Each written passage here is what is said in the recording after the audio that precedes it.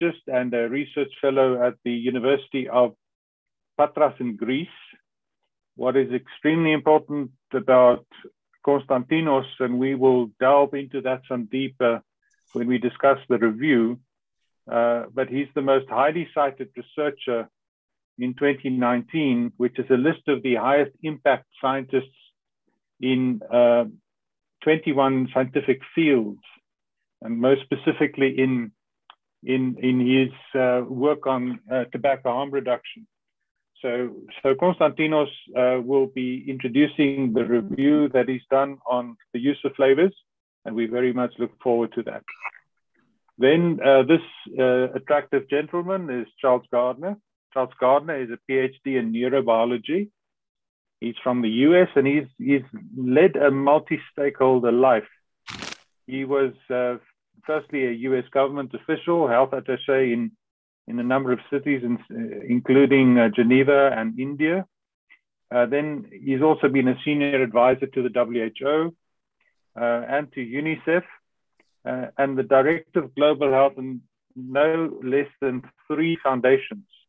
The last being the Smoke-Free Foundation, and now is the CEO of INCO, one of the most prominent consumer movements in tobacco harm reduction. So we are delighted to welcome Charles to this panel.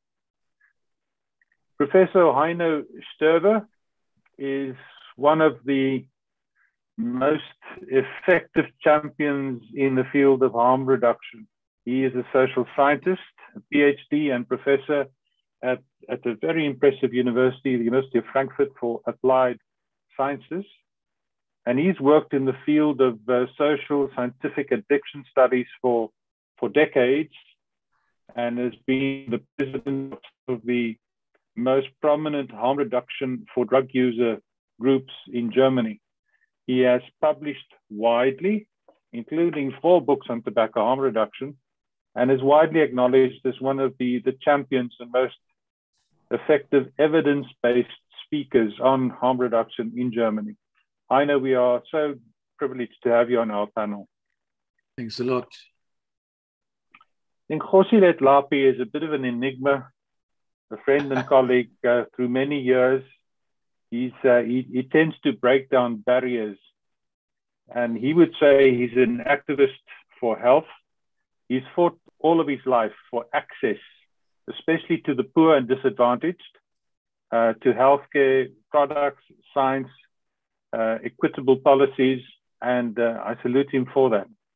He was the first Black ophthalmologist in South Africa, and if that was not enough, he became the first Black president of the World Medical Association, which is the global representative body for physicians, and he served in various other regulatory institutions as presidents, including the Health Professionals Council of South Africa.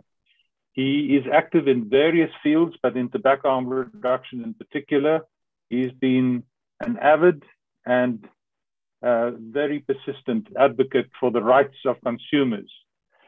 So with this wonderful panel, I think what the purpose of this meeting is to introduce the review done by Konstantinos on the use of flavors in tobacco harm reduction. And we'd like to delve into that review, but then specifically address the issue from various angles. Heino would talk about his experience in the EU and Europe. Kgosi will speak about the low and middle income countries. Charles from his various vantage points. And then Konstantinos will take us through some of the science that is needed to develop what we would all lobby for, and that is proportionate and evidence-based policy for all harm reduction products, whether it's in tobacco or alcohol or other fields, but today specifically in tobacco harm reduction. If I could give each of the panelists a few minutes just to introduce themselves and their stake in this particular debate, and then we'll move to Konstantinos to discuss the report. Charles, can we start with you, and then ask Heino, Kgosi, and then we'll focus on Konstantinos in the report. Charles, please. Yeah, sure. So I do have a background in neurobiology, but ended up spending most of my career in global health, and specifically global health research and innovation, focused on HIV, TB, malaria, dengue, rabies, water sanitation and hygiene issues, child health, nutrition. Some of that work, especially at the Rockefeller Foundation, was focused on public-private product development partnerships for HIV, TB, malaria, and dengue vaccines, and medicines.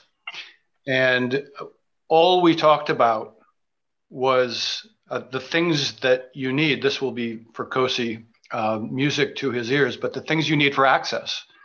The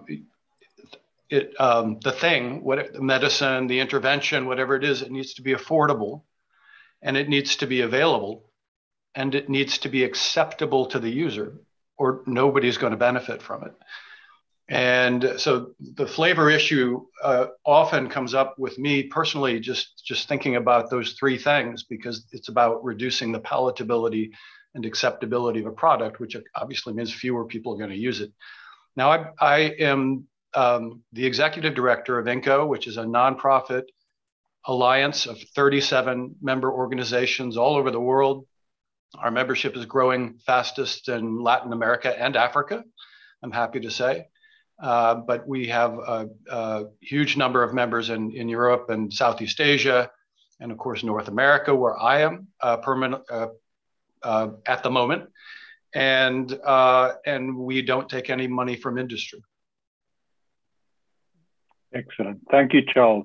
Heino, some introductory remarks from you. Yeah, a few remarks. My name is Heino Stöver. I'm a professor here at the University of Applied Sciences in Frankfurt in Germany. And I'm in the drugs field for about 40 years. I'm the head of the National Umbrella Organization of Harm Reduction. And I was socialized in a way in the field of illicit drugs, HIV, AIDS, hepatitis, and so on. And therefore, we originally, let's say, implemented harm reduction strategies. But by now, we expanded the concept of harm reduction to illicit drugs, to legal drugs like alcohol and tobacco. Yes, and since 5 years approximately, I'm very busy in the field of tobacco harm reduction. And diving into a field which is being predominantly covered and closed, I have to say, by the abstinence-oriented movement, abstinence-oriented people. And there was no place for harm reduction, no space for harm reduction. And we are developing it now with more and more success. Thank you very much, Heino. Kgosi, any first remarks from your side, please? Well, my remarks with respect to this topic is, as you can see, I have the face of Madiba behind me, who taught us about reconciliation and consensus building. And I guess the challenge that we have in harm reduction is with the two opposing factions. Can you talk about consensus building, or should we be talking about compromise? And it's going to be a question of how we make the two meet.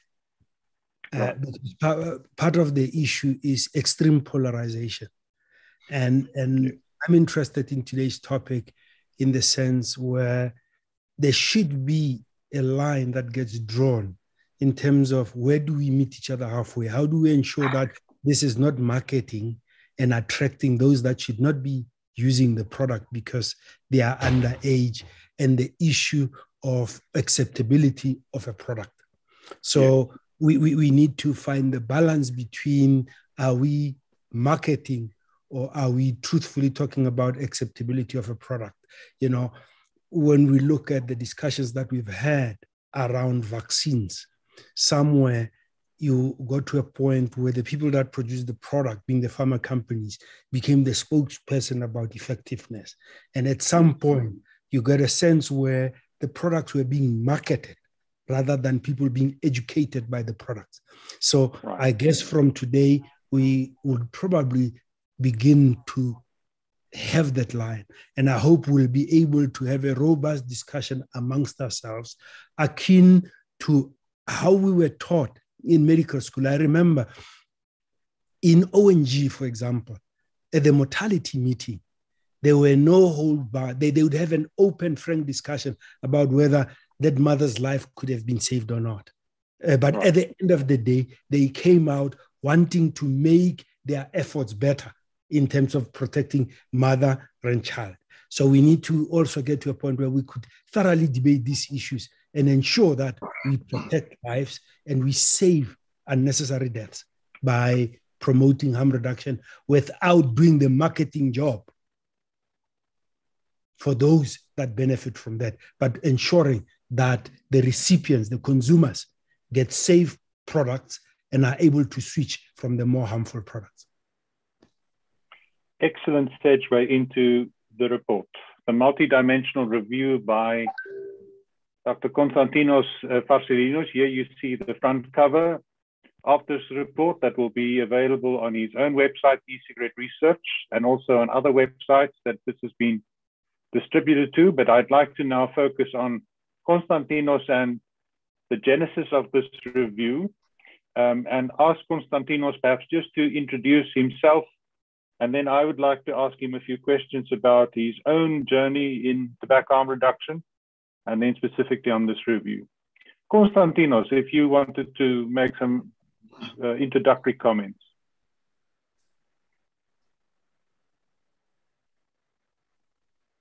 I think you're on mute.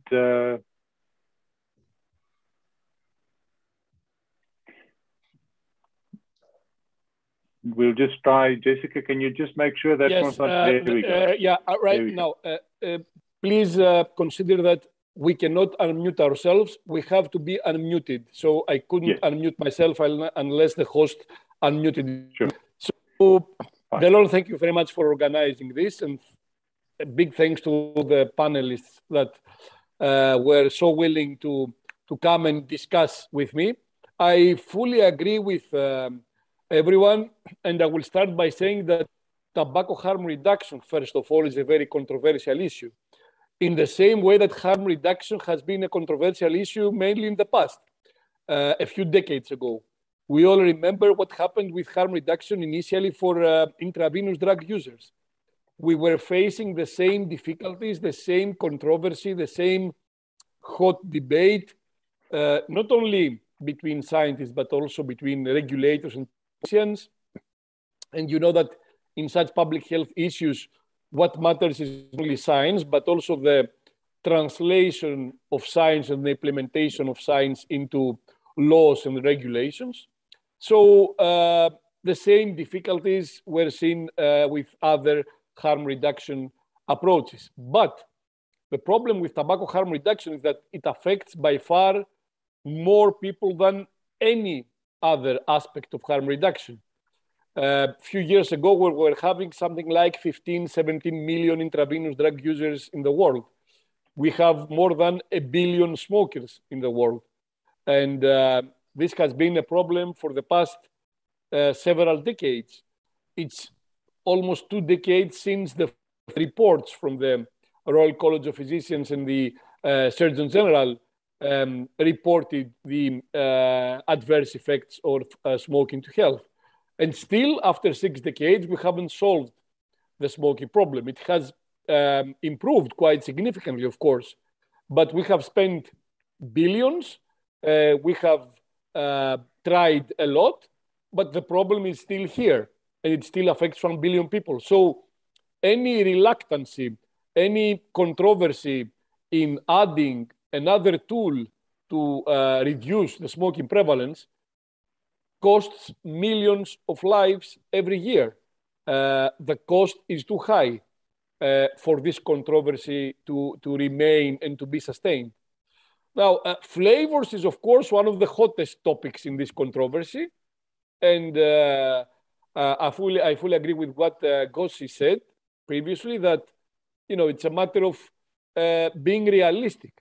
You know, in reality, we have to be realistic versus facing the idealism, the ideal world of no people using any substance that could result in dependence or addiction. And if we want to be pragmatic, if we want to be realistic, we have to understand that if we want to add the aspect of harm reduction, and harm reduction is mainly a behavioral approach, a behavioral intervention. It's not a medical intervention. It's not a treatment. It's not a medication. We have to accept that acceptability of use and appeal to the smoker is one of the main drivers that will encourage a smoker to make a switch, to quit by switching to a less harmful alternative. And flavors play a crucial role in that.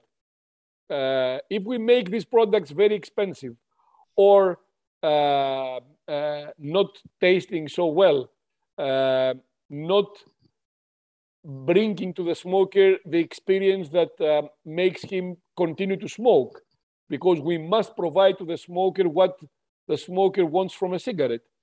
In this respect, flavors, especially electronic cigarettes, do not only play a role of acceptability and preference, but they may also eventually play a role of further moving a smoker away from a cigarette and reducing relapse over time. Because what we have seen in several of our surveys, mainly cross-sectional surveys, is a very clear transition over time of someone who initiates e-cigarette use and quit smoking. We are seeing a transition from the more familiar tobacco flavors to other types of flavors, and this involves adult smokers who have quit with e-cigarettes. I will give you one characteristic example, and I have the permission to do so. My mother, who is 72 years old, and she was a more than 50-year smoker, she had to quit because she had some respiratory problems that she didn't want to face and realize initially, but over time they got worse. And the only way that she could achieve that was through an e-cigarette. But at the age of 72, she's using cappuccino and fruit flavors.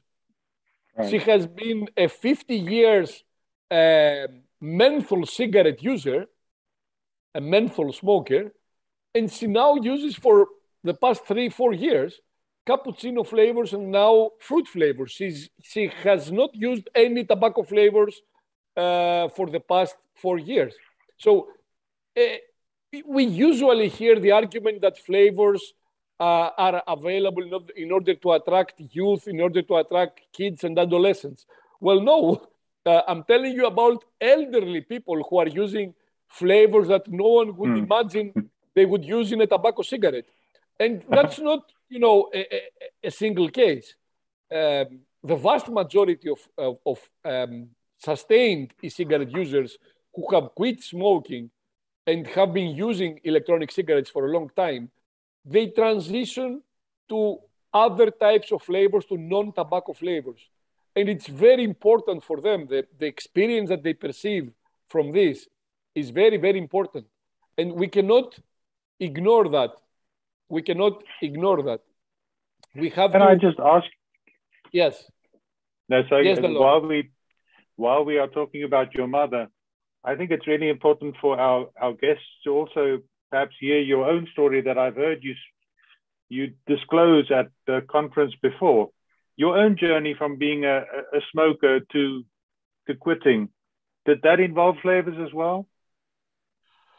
Definitely. I will tell you my experience also. I was a 20 years smoker, almost 20 years. And I had tried repeatedly in the past to quit. And I had tried, once only by myself. I found it extremely hard to quit by myself without any aid. But I have used both bupropion and varenicline immediately at the time that they were imported and available in Greece. The thing is that I was always successful, but I was successful for a very short period of time.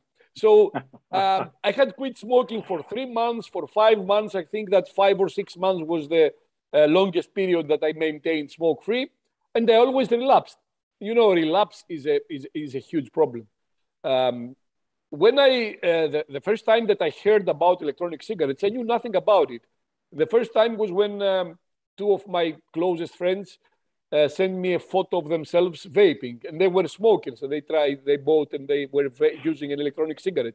That was in late 2011. And initially, you know, I made fun of them. I said, you know, you're just wasting your time and your money to useless products. You know, that was my opinion without even knowing what an e-cigarette really is. I just knew that they existed. And I offered to prescribe them varenicline if they wanted to quit. Well, they kept on sending me photos of themselves, and that's how the idea of working on harm reduction, on tobacco harm reduction in electronic cigarettes was first created. And that's how my journey as an ex-smoker also started, because while I was doing my first study in the hospital bringing electronic cigarette users, and I was still a smoker, I remind you, that's when I decided to try an electronic cigarette myself. And at that time, it was February of 2012. That was the last time that I ever smoked a cigarette since then. So I do have personal experience. And I'm one of the many, many smokers who have repeatedly tried to quit using approved medications, not just, you know, the most popular method, which is trying by yourself without the use of any aid, but with approved medications. And it worked, but it didn't work for a long time. We have, I think it's our ethical duty to add more tools in our effort to reduce the smoking prevalence and to help smokers individually. And that's for individual health, but also for public health eventually. Because if we care for each and every smoker, and if we understand the needs of each and every smoker, eventually we're going to have a public health benefit. Of course, there's no doubt that flavor is also a controversial issue. It's an issue that is related to the appeal to youth and to adolescents. But I think that we need to carefully strike the balance between appeal and acceptability for adult smokers and appeal to youth. And we can use other measures to reduce youth access to these products instead of compromising their effectiveness for adult smokers. We need to, on that note, Konstantinos, we need to have an holistic approach. On that note, to Konstantinos, it's a good bridge to the review that you did. I noticed that in this review, there are 343 references.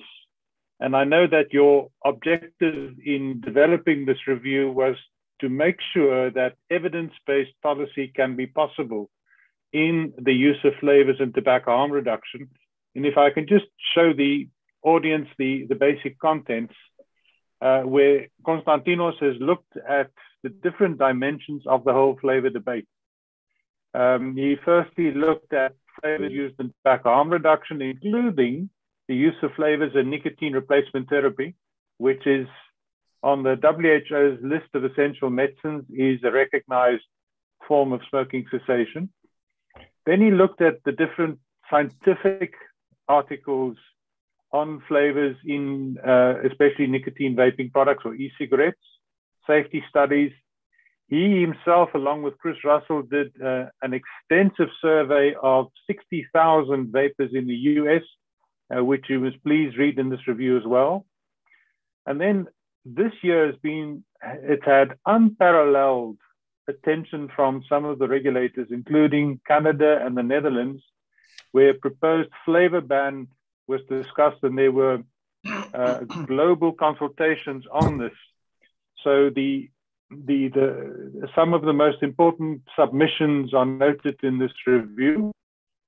And then I'm very happy to say, for Charles' sake, that the consumer dimension was addressed in this review.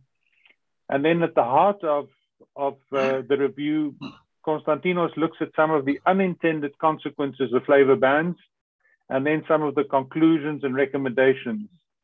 And this report will be sent to everyone that's participating in the webinar, but this is basically, if you look at some of the key evidence that Konstantinos has cited, and then some of the conclusions that he has come to, including that it seems that flavors in e-cigarettes are really inextricably linked to smoking cessation.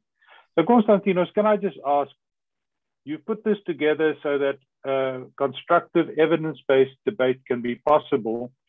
What would you like to achieve with this review in this, let's say, the next years moving forward? Well, I think that the flavors issue is one of the most important issues that we're facing now in the tobacco harm reduction and the e-cigarette debate.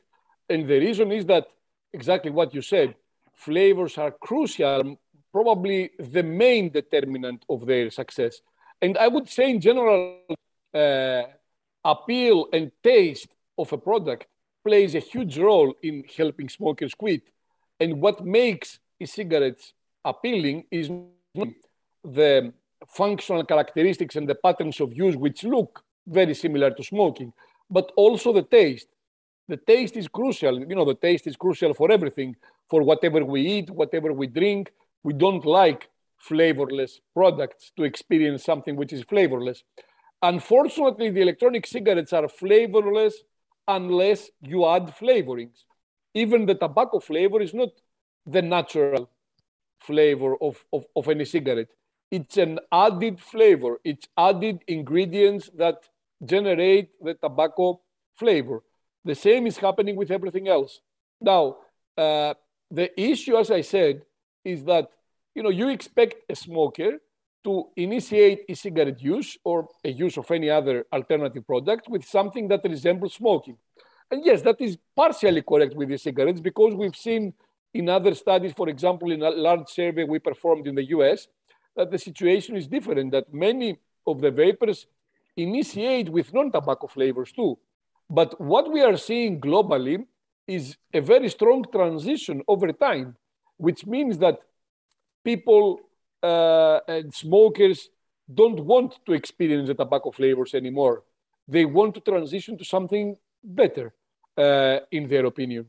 And that's the transition we are seeing. And by restricting or banning flavors, we usually are going to achieve the exact opposite. We're going to make the product unappealing. And we are going to, and that's going to be risky, not only for smokers who want to make a transition, but also for already established vapors who are now using all these flavors and are suddenly going to be deprived of these flavors. Now, the ideal situation would, of course, be to quit using e-cigarettes too and be former smokers without using any alternative product.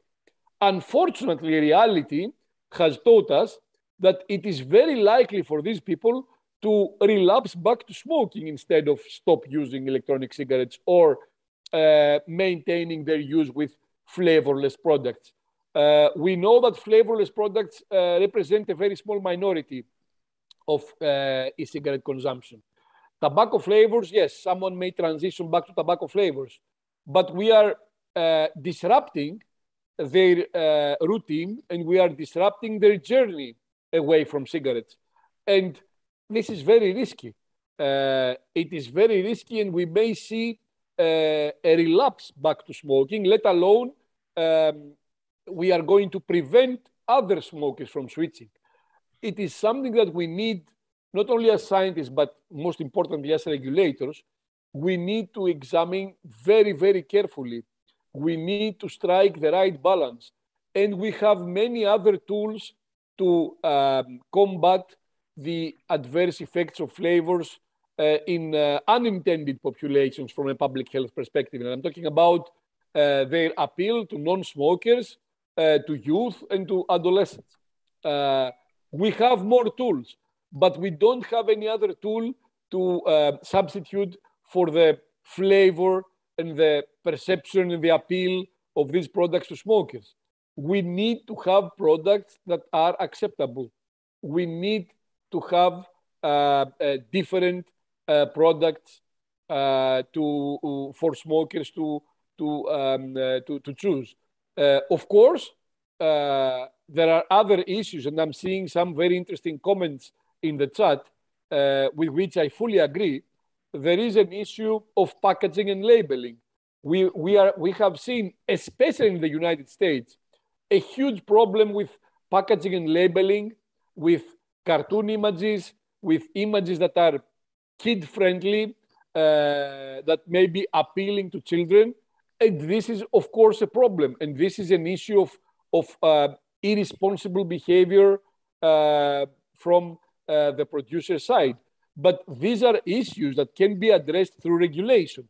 I'm against plain packaging for these products, but that doesn't mean that we cannot apply some regulations that will ensure some specific standards in relation to packaging and labeling what someone can use. However, I can also say that, this is not the only issue. Let's not forget that the products that created some problems in the US with the use among kids were not using kid-friendly packaging. So that's not the only issue. A holistic approach in terms of regulation, addressing all the intended benefits and unintended harms, is the only way to move forward. There is no one single decision, one single rule that is going to address all the issues and at the same time make these products appealing. We need a multidimensional approach. But in order to do that, we need to strike the right balance. I think we are moving towards the wrong path when we see governments either banning the products, all of them, like what happened with India, or when we are seeing governments, especially even in Europe now, trying to ban flavors. I think this is going to be a very serious issue that we need to address immediately. And unfortunately, we haven't focused a lot on flavors over the past few years, although all of us knew, and we had the experience from tobacco products, and I'm talking about combustible products, that flavors have always been the issue, and they were rightfully so banned from tobacco products. We can't face the same situation with e-cigarettes, because e-cigarettes are not just consumer products. They are smoking substitutes. So we need to see the different perspective. We need to have a different approach. It's not just a product that is available in the market for people to use. It's a smoking substitute. We have to understand that. We have to understand the prospects that this brings up, and we have to adjust our approach from a scientific perspective, but also from a regulatory perspective, we need to adjust it accordingly. Thank you very much, Konstantinos. Let's go to our panelists and ask for their remarks on the review. They've looked at the review and they have some remarks. If we can start with Heino, and then Charles, and then to Kgosi. Heino, please, your remarks on how this can be used to eventually develop some evidence-based policy. Thank you very much, Delon, but thank you very much, Konstantinos. It's been a great review, a very fantastic report. I read in the morning, so I'm fully in the stuff. So great that you mentioned the crucial role of flavors in terms of increasing the appeal and the taste, and that's exactly the secret around the whole discussion around the devices of the tobacco heater and electronic cigarettes. And thanks also reading your interventions in Canada and in the Netherlands, where flavors should have been banned or reduced or limited to a few flavors only, which is not, I think, the right step. And so we are quite of the same opinion. Flavors are not that much debated here in Germany, but when I look to Europe's Beating Cancer Plan, for instance, and the additional scare report you mentioned as well in your review, there is huge opposition towards any harm reduction measure, not to speak of flavors. And this led to the situation also for my country, for Germany, that we adapted and adopted the goals from Europe's Beating Cancer Plan, trying to achieve a 5% smoker rate in 2040. But this should be achieved without any talking about harm reduction or any support of harm reduction or the use of flavor and the substituting policy. And I think this is completely unrealistic. Neither in Europe nor in Germany in 2040, we will get down, for instance, in my country, from a 28% smokers prevalence in the adult population. So we have to talk about harm reduction. And there's a growing movement against this solely abstinence-oriented concepts on European level as well as on German level. And you marked that completely well. So finally, we got into a European or an international association on smoking control and harm reduction called SCORE. And this is supposed to be an international worldwide network. You were based there as well, Konstantinos. And all in all, with your review, you did a fantastic job. Delon mentioned already the references. It's sort of a interim byline, we could say, listing together all the relevant literature and references we need in our scientifically based discussion. So a very great job, Konstantinos, and happy to multiply it. Many thanks. Thank you so much. Thank you very much, Heino. Thank you very much. Charles, your views, please, and please hold back no punches. Say what needs to be done to push forward this flavor debate, especially the science thereof. Well, I mean, this is not a punch, it's a kiss. I could kiss you, Dr. Farsalinos. And I truly want to compliment you personally and on behalf of INCO as well, that this is a tremendous resource. It reads well, it is fully referenced. It is a great resource for anyone in this area. And it's going to be extremely useful for all of us on the advocacy side of things. And it relates to some work that we're doing ourselves. So as we move into January of 2022, the theme of the month is going to be on flavors. And so we'll do everything that we can on social media and when I'm speaking and so on to share this incredible resource. I will just, so two other issues, but I'll reflect first because I do a lot of thinking about this too. And there's a space in thinking about flavors that has nothing to do with empirical science, and it just has to do with logic, right? So let me talk about that, and then I have an announcement I want to make about something quite complementary to what you've done, Dr. Farsalinos, and again, compliments.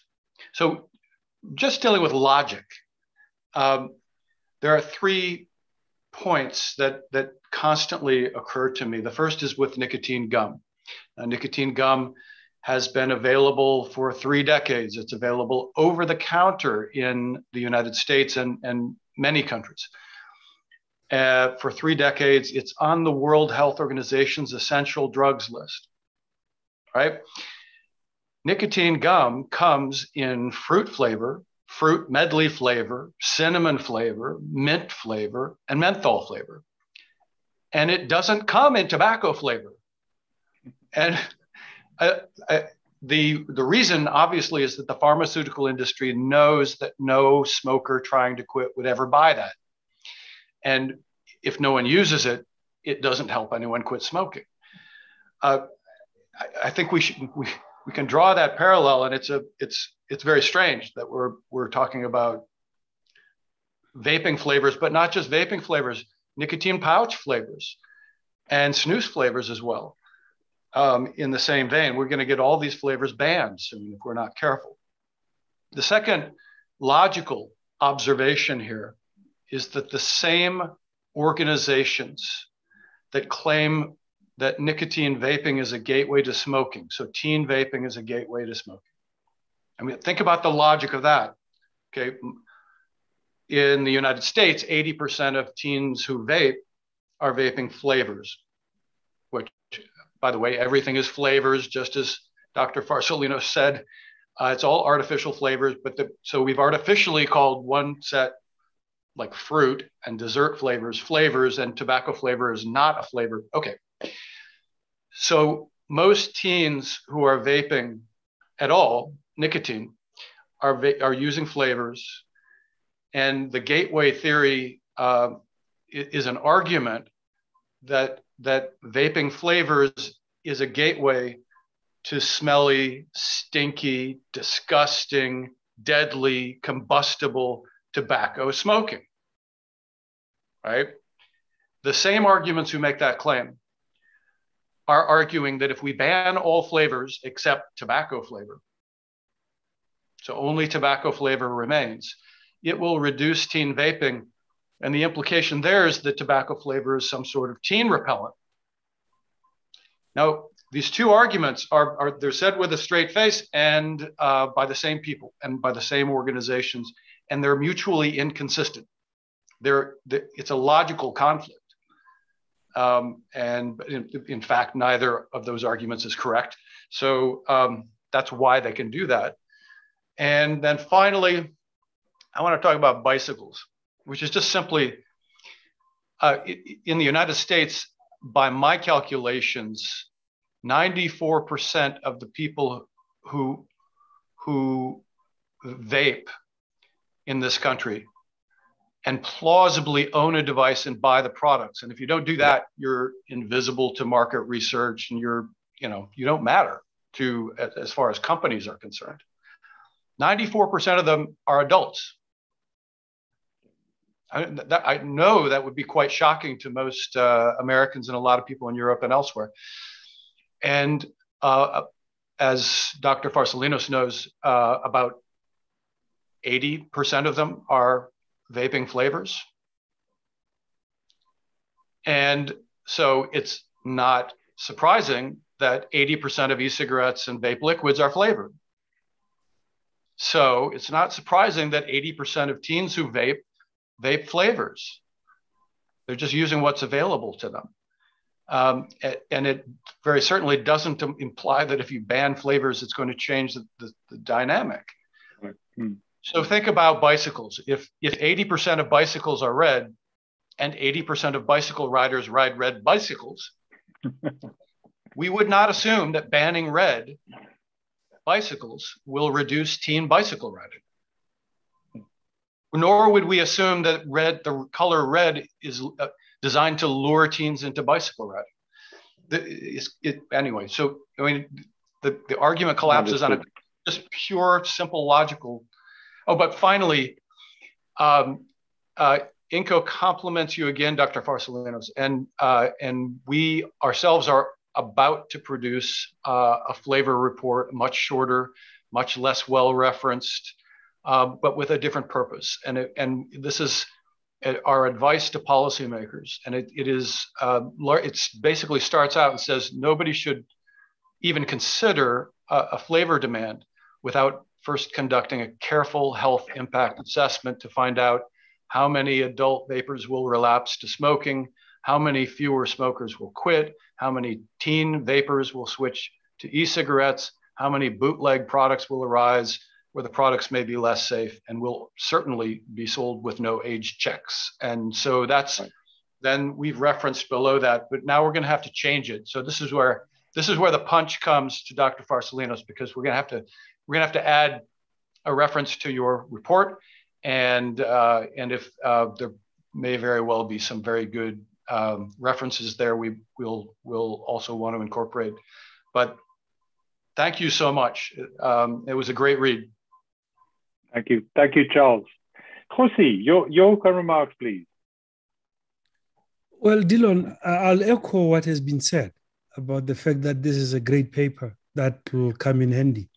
I mean, in my country, in South Africa, would be able to cite it and present it to Parliament, present it to the Ministry of Health. And if we have to go and litigate, we'll present the evidence in front of the courts. We fortunately have a system where evidence can be led. So really, it's invaluable work, and we depend on scientists that do proper scientific work like this product that can be used for advocacy and to educate. Yeah. And my comments will be brief, Delon. We got to understand human nature, that even if you're promoting something that is going to save lives, people still need to be incentivized. And I will just give you a few examples. Currently, we are in a COVID-19 pandemic, and very few people that are reasonable would argue against the benefit of vaccinating. Right. But even with that, with all the evidence of the benefits of vaccination, many governments have had to provide incentives for people to vaccinate. Yeah. You know, sometimes people were given cash prizes, they were given free coffee, they were given free rides, but incentives had to be provided. Some of the incentives are slightly packaged differently.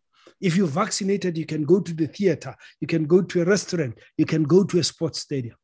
So incentives are being provided, even though you see COVID deaths, you see long COVID, and people still need to be incentivized to save their lives. Smokers are no different. They still need to be incentivized, even though we know that these products are less harmful. You still need to put incentives to help them go that way. And one of the key incentives in these products is flavors. So you take the incentive away, knowledge alone is not going to make people convert. I mean, if you come across someone that is trying to commit suicide and is on a ledge of a building, wanting to fall down 50 stories, if you don't provide incentives to them, they're not going to come off the ledge. So even in that situation that is an emergency, you need skilled negotiators that could make it worthwhile for the person not to take their life. And you need to incentivize them to come off the ledge. So incentives are important. The issue of appeal and taste, we can't emphasize it more. I mean, we've had all these lessons about sugary drinks and the obesity pandemic. But those of us that have been addicted to Coke like myself, I wouldn't just go to something that has less sugar. If it didn't have the appeal and it had an aftertaste, I abandon it and I go back to the harmful product. So the producers had to work on making diet drinks appealing and make them taste well, so that I can then switch.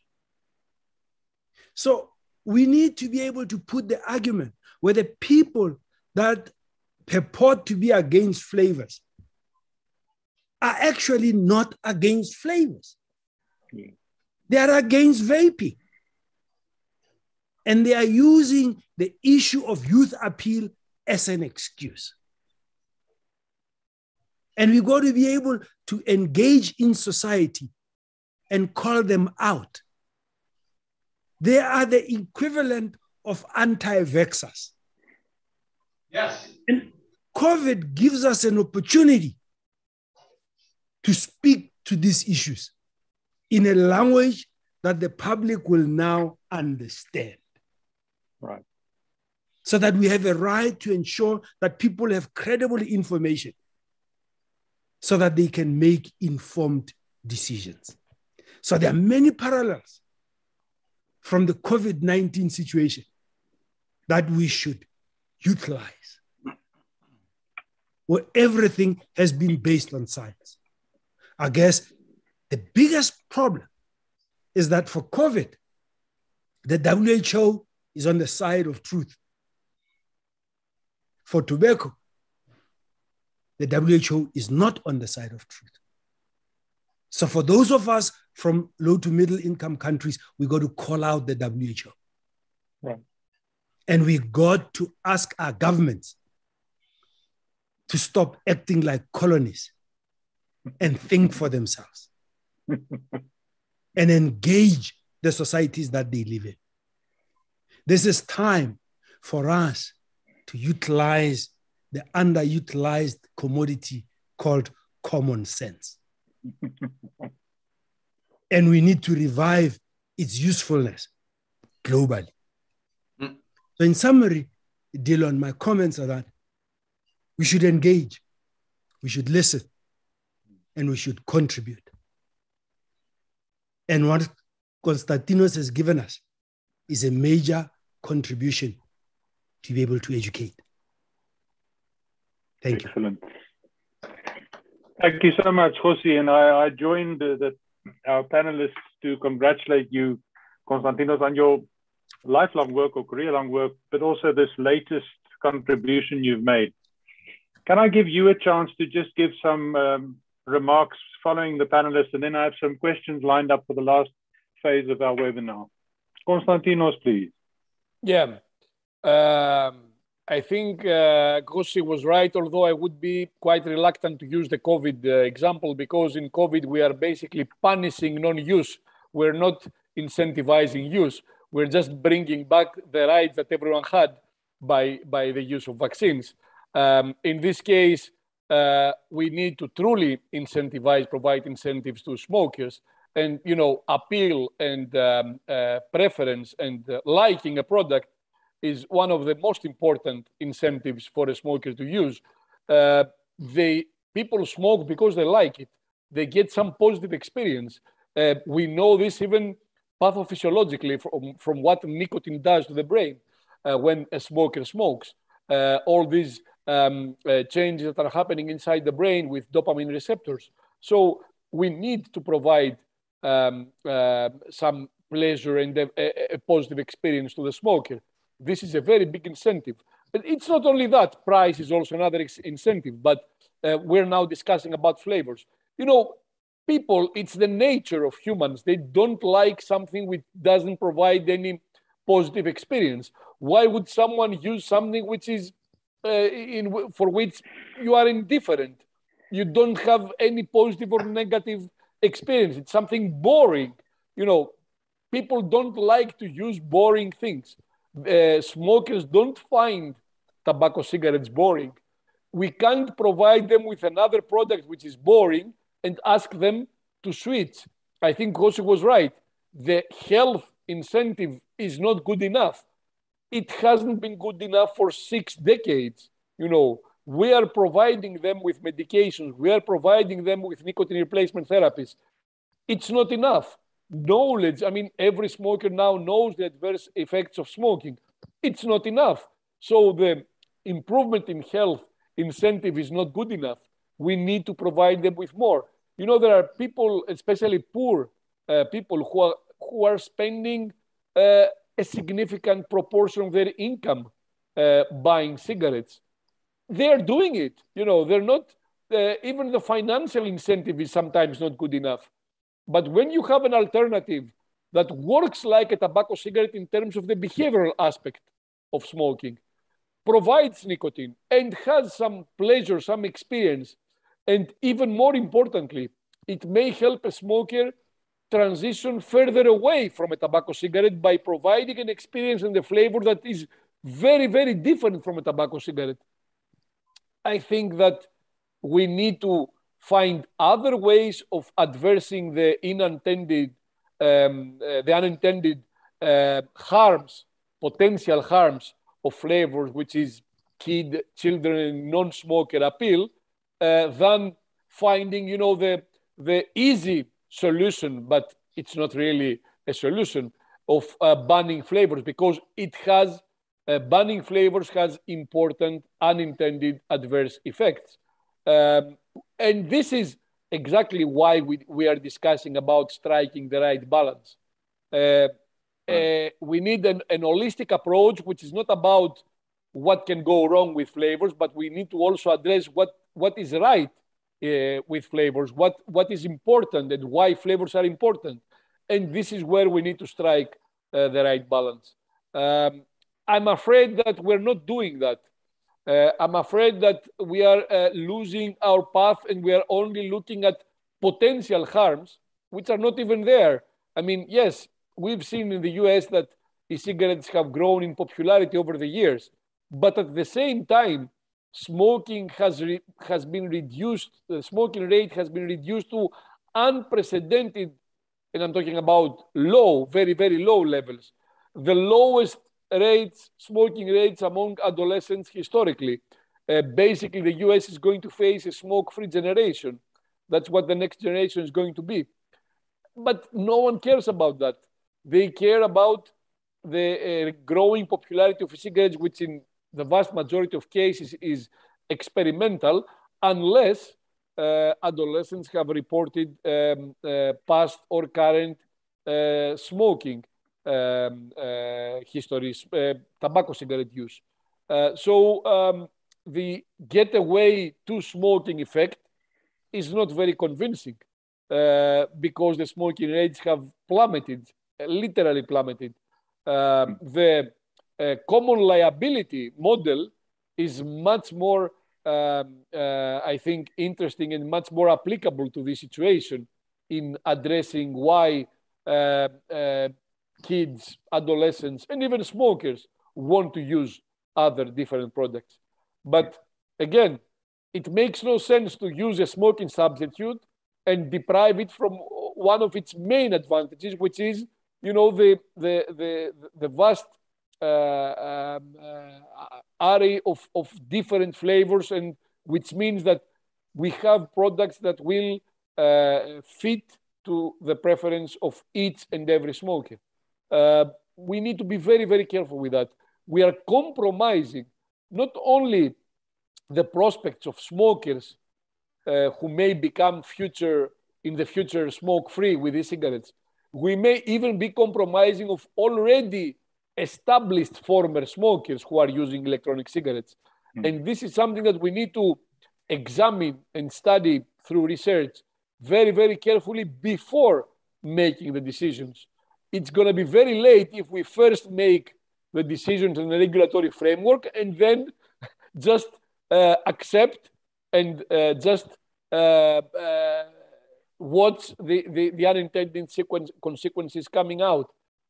It's going to be bad policy, and we need to avoid that at any cost.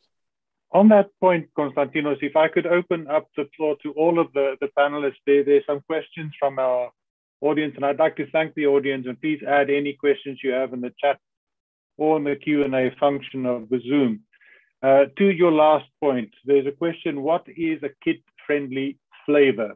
I think this points also to one of the big issues in the debate, whether there's a kid-friendly flavor in substance or only in terms of its descriptor. So if it's a zooty mint flavor and it's potentially intended to attract youth, but are there any inherently kid-friendly flavors? Konstantinos and Charles, please chime in. Well, to be honest, as a consumer and being in very close contact with other consumers, and even looking at the preferences of adults for other products, I mean, I don't know many adults who don't like chocolate. I don't know many adults who don't like bubblegum. I think that the main problem is the way that these are marketed in terms of the terminology, so the names, in terms of the appearance, so the packaging and the labeling. I think this is where we are having a problem. And sometimes in terms of the marketing strategy and marketing tactics of the company, which includes, of course, the name and the packaging. So in my opinion, this is where we could focus. And as I said, I'm not in favor of plain packaging for electronic cigarettes, but at the same time, we must set some standards and avoid kids-friendly packaging and labeling and naming. We are seeing problems like that, not so much in Europe, but mainly in the US. This is where, and I have noticed that several years ago through my trips, that there is a problem with packaging, labeling, and even the naming of products. But this is something that can be very easily addressed without sacrificing flavors for adult smokers. I think that there are ways, and you don't need to be very clever. You just need to be more confident in your approach. You just need to understand better the prospect behind these products. And if you do that, in my opinion, it's not going to be very hard to find the right balance. And of course, always, you need to monitor the situation. Monitor and be flexible enough to make adjustments to the regulatory framework and to your approach. So research needs to be continuous, and through research, it's going to be the results of research that are going to drive decisions. But as I said, we need to look at it holistically, from multidimensionally. We can't focus only on one aspect. That's, I think, in my opinion, a typical case of confirmation bias in that respect. Good point. Charles, anything to add on that specific point? Because the youth issue is obviously central to this debate. One example of a flavor that is considered a kid-friendly flavor by opponents of safer nicotine vapes is cotton candy flavor. Well, I checked more than a year ago, 75% of all of the cotton candy, I mean, the real cotton candy, the physical stuff you put in your mouth and eat, is consumed in the United States, is consumed by adults, not children, right? So, and I have been looking for the data on just candy sales by age, and I have not found it yet. But my assumption is that 2/3 to 3/4 to 4/5 of all of the candy in the United States is eaten by adults, not teens. That would not surprise me at all in the least. But I do agree that we can separate the actual flavor and taste from the packaging and labeling.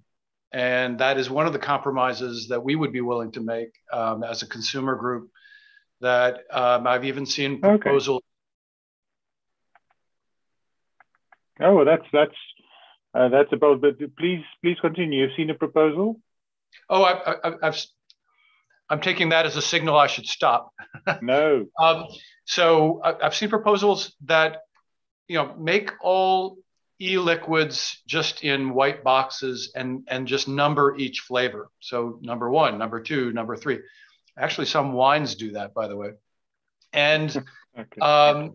It doesn't hurt their sales.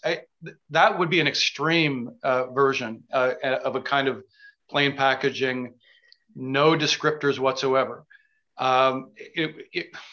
It's not ideal, and it's not gonna be about a positive in helping smokers quit. I would put it that way, but it wouldn't be the end of the world. And so I think that these are areas where we could compromise. But the thing is, you could make any flavor whatsoever and simply call it tobacco flavor by some national laws. And I guess then it would be okay. Now I know in Europe they're talking about very specific, like 30 ingredients that would be allowed, but the people making up these rules have no idea what they're talking about. Yeah. That's another one of the problems here. Thank you, Charles. That's an interesting and progressive set of recommendations from your side. Thank you. Heino, there's a question here. In the US, we have many people in government that don't follow, even look at studies from other countries. And it's difficult to confirm and to promote the benefits of vaping and harm reduction. Now, in Germany, you've been able to raise awareness and bring focus on the potential benefits of harm reduction in tobacco. What would your suggestion be to other countries and for their governments to firstly analyze and then to at least acknowledge the potential benefits of vaping as a harm reduction method? Yeah, I think what I could recommend is, of course, an exchange of views. What Kgosi already mentioned in the beginning, consensus findings, something like that. We proceeded we did a lot of conferences, so we organized an exchange. We did a lot of webinars, publications. Partly, I thought we are doing something as a counter public against this dominating abstinence-based and abstinence-oriented policy and guidelines. So since 5 years, we're doing quite a lot, and the number of let's say people who support harm reduction is growing in the field of experts. So I can now invite people or experts to conferences who 5 years ago were strong opponents of any approach in that direction. Yes. And so I see a lot of people well named who now speak on our conferences, and I think this is one way. The other way is definitely, let's say, as Charles said, and what Charles is representing is giving the consumers a voice. They have a say, and of course they are a strong community who could, let's say, who have to have a seat at the table, as Konstantinos said in some part of his review. And this is something to organize as well. And in Germany, this organization is also growing. So it's a bottom-up movement, I would say. Right. Sort of a grassroots movement. And yeah, but we are touching, let's say, the national bodies already. So we've come to the governmental structures already.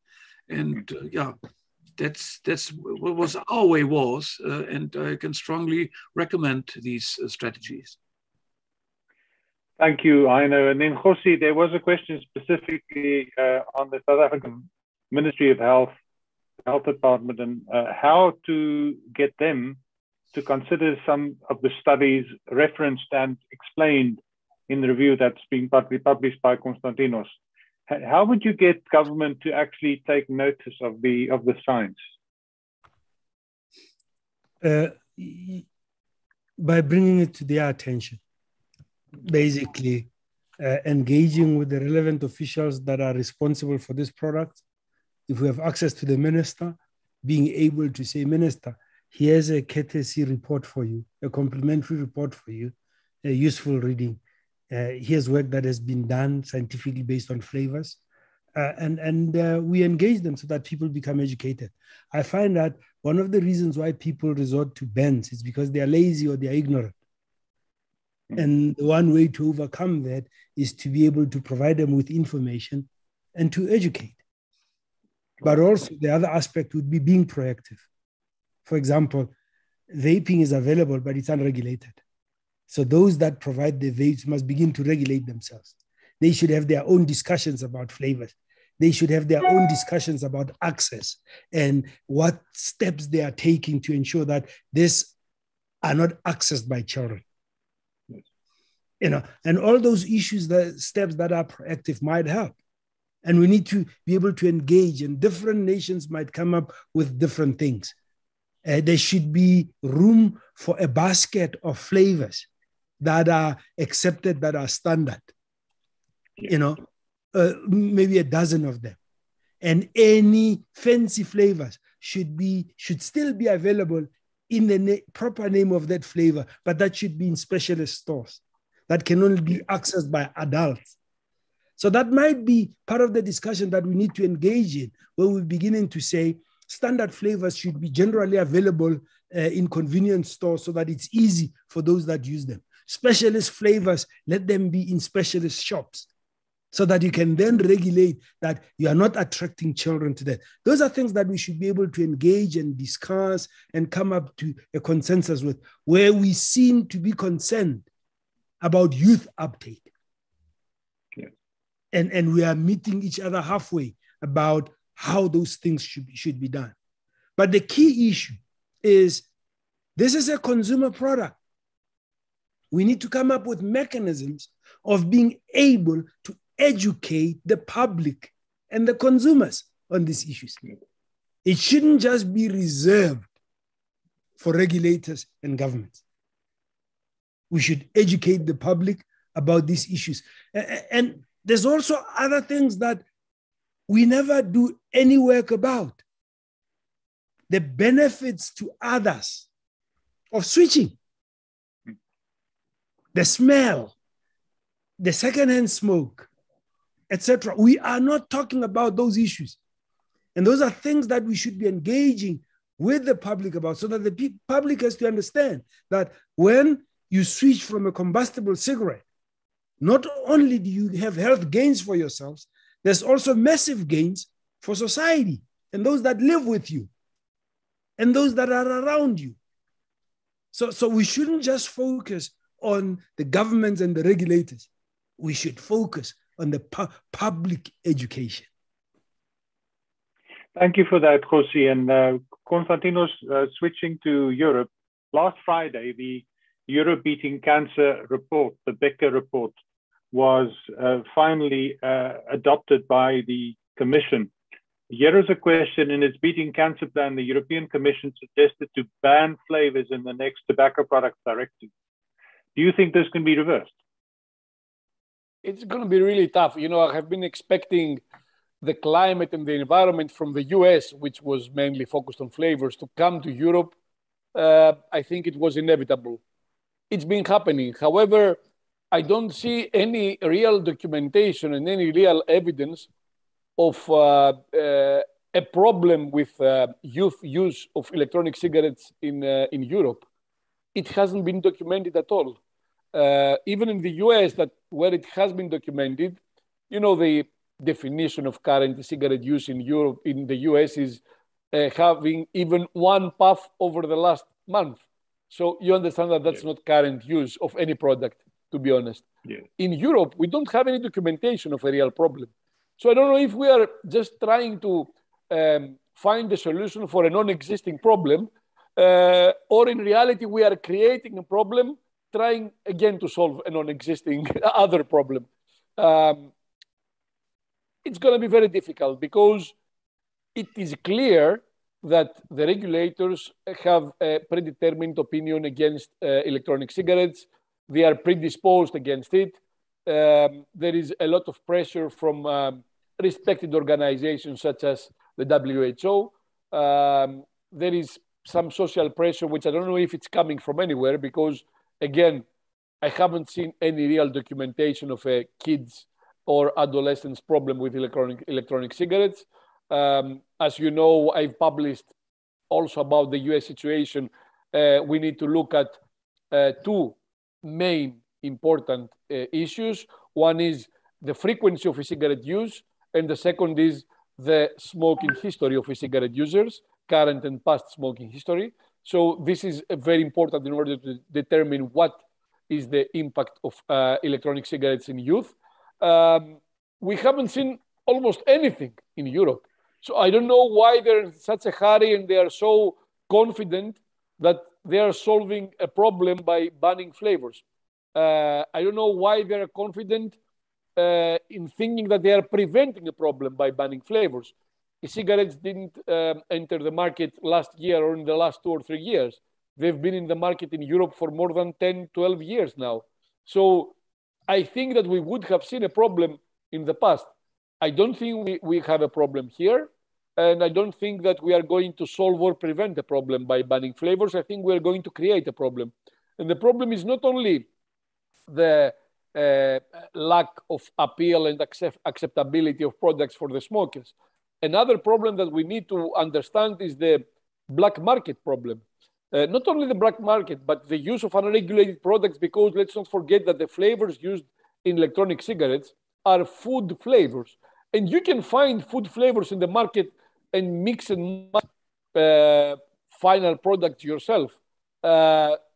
If we end up in a situation like this, then it's going to be the regulators that will create an unregulated market, a market where someone can buy 2 products that are intended to be used in different markets, one for the food industry or food market for the e-cigarette market, and just mix those two together.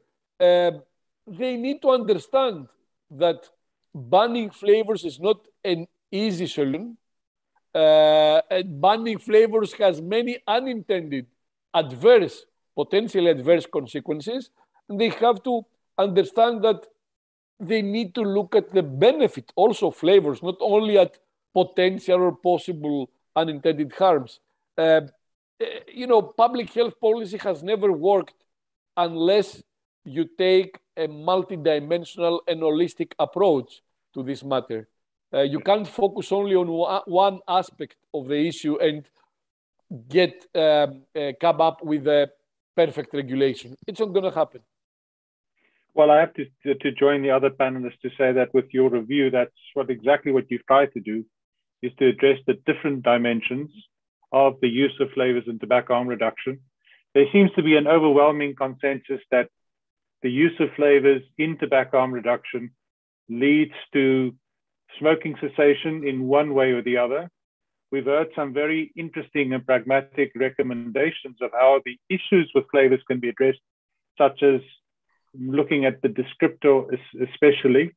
And then there's a question here, what's the role of a regulation or the regulation of product standards, quality assessment, and even good manufacturing practice in flavors? Is there a role for enhanced product standards or flavor standards? Anybody on the panel, please? Well, to be honest, and discussing about the EU regulation, I think it's already good enough. We haven't seen any issue over the past year since the TPD was implemented in 2016, basically. It was voted in 2014, but the implementation in each member state began on 2016. We haven't seen any real safety concerns and safety issues with flavors. There are already rules and regulations about the ingredients of electronic cigarettes, which also include flavors. Of course, we need more research, but when you have a regulation that hasn't created any problem, why would you want to change that? Of course, it also depends, and I think Kgosi said that on the responsibility of the manufacturers, and the e-cigarette industry should also work within themselves and between themselves in order to also self-regulate the market. It's very, very important, not only in terms of appeal and accessibility to youth, but also in terms of product standards and product safety. But we already have a regulation in Europe, and I've always mentioned that, especially in Asian countries, that Europe has set the standard with the TPD. It's not a perfect regulation, but it is a very good starting point for countries which have not created any sort of a regulation for electronic cigarettes. I don't think we need to change something that has been proven till now to be quite successful. As I said, we need to be flexible, but our purpose is not to change the regulation just to say that we did something and we changed something. The purpose should be to improve any previous regulation. So you don't improve a regulation by changing things that don't need to be changed. I think we need to present this message to the regulators on a European Union level, but also in other countries. Kgosi, it's not only about being lazy, but also about being scared of something that they don't know very well, and they don't understand what the impact or the consequences are going to be. So if someone is scared of a disruptive technology, of something that is new, of something that the regulator, the politician doesn't know very well, then they will end up using the easiest approach, which is bans or very restrictive regulations. We've seen that repeatedly, especially in the past. And unfortunately, in many countries, this is also the main determinant of over-restrictive regulations. And I think that ignorance, which creates a sensation of panic that something bad is going to happen with these products, is what drives bans or restrictions in many regions in the world, even I think now in the EU. Thank you, Konstantinos. Well, we're in the last few minutes. I'd like to make use of the opportunity to compliment you again on the review. Make sure that all stakeholders have access to the review. It will be on your website, e-cigarette research. It will be on several other websites, and I know that there will be many references to this publication on social media. So please watch this space. And thank you to you, Konstantinos. A big thank you to our panelists, and I'd like to give each one of you a chance just for your final remark. But I'd really like to salute all of you for the work that you've done to help prevent disease and premature death from tobacco-related disease in all of your works in all of your countries, and I know globally. I salute you on behalf of all the consumers who've managed to use tobacco harm reduction as a fire escape. Thank you very much. Charles, Heino, Kgosi, any last remark from your side, please? I'm honored to work for INCO, a nonprofit organization that supports the rights of 98 million people worldwide who use safer nicotine to avoid toxic forms of tobacco, including 68 million who are using e-cigarettes. And then, somewhere between 20 and 30 million have actually completely quit smoking with these devices. So the number of lives that have been saved is enormous. And we are all ex-smokers. And so we have our own lived experience. We all know how we quit smoking, right? And it turns out everyone's different. There are profoundly different ways. I quit the same day I tried an e-cigarette, or it took me 3 months to quit. Or I never intended to quit. I just tried one and it suddenly happened. So quitting by accident is a thing. So we have our own testimonials, we have our own stories, but we can't do anything without people like Dr. Farsalinos, who are actually collecting the evidence to know, for example, that when smokers quit by switching to e-cigarettes, the cilia in their lungs recover full function. I mean, these are profoundly important things to know, and things we want to know. If we want to fix things, one of the things that we all would like to see is safety standards, GMP safety standards and ingredient safety standards, because then you can tweak those, right? It's not a big regulatory burden. You can tweak those as new evidence comes in from researchers, and so we stand on the shoulders of the people who are actually generating the evidence that we can then use and put in our report to back that up. There's a big challenge now because a lot of the evidence comes out of the tobacco industry itself, and nobody trusts them because they're the devil. And so we